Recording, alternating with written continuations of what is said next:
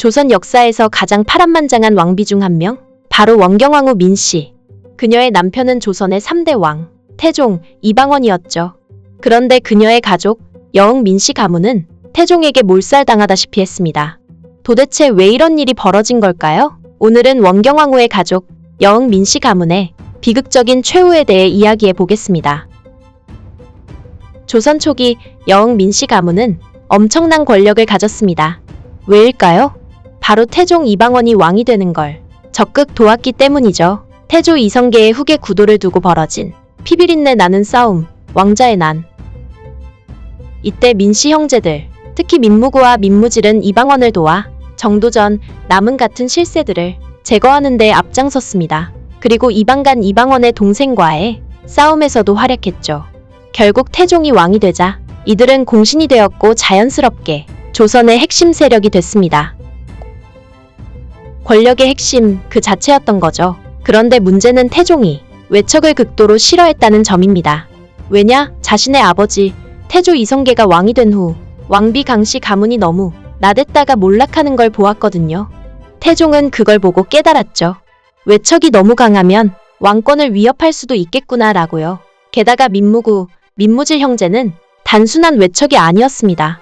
이들은 태종과 함께 왕자의 난을 겪으면서 권력에 대한 욕심도 커진 상태였죠.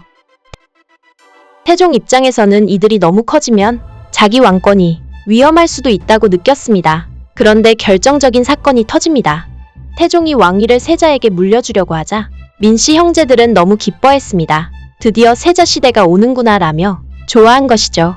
그런데 태종은 그 모습을 보고 의심을 품었습니다. 이 녀석들 내 앞에서 벌써 다음 왕을 노네?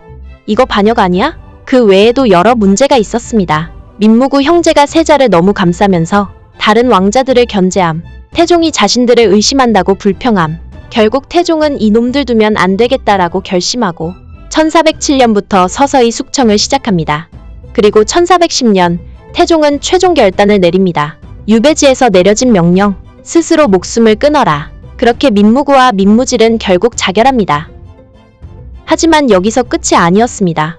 1415년 민무구 민무질의 동생인 민무율과 민무회도 결국 숙청당합니다. 숙청 이후 민무회가 노비 소송에 개입하며 왕실과 충돌, 세자인 양녕대군과 말싸움 후 불경한 태도를 보임. 태종은 처음엔 고민하는 척했지만 이미 결심한 이상 봐줄 리가 없었죠. 결국 두 사람도 유배되고 얼마 지나지 않아 자결 명령을 받고 스스로 목숨을 끊습니다. 그렇다면 태종은 왜 이렇게까지 철저하게 원경왕후의 친정을 몰락시켰을까요? 이유 3가지. 태종은 조선을 강한 왕이 다스리는 나라로 만들고 싶었습니다. 외척이 강하면 왕이 아니라 처남들이 정치를 좌지우지할 수도 있죠.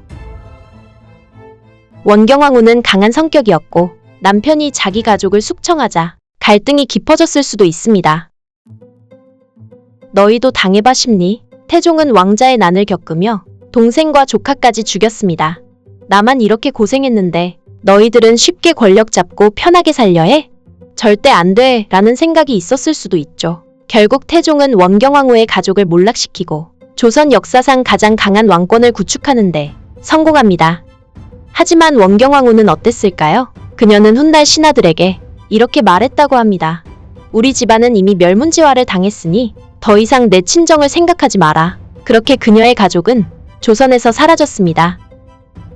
오늘 이야기가 흥미로우셨다면 좋아요와 구독 그리고 댓글로 여러분의 생각을 남겨주세요. 다음 영상에서 또 만나요. 감사합니다.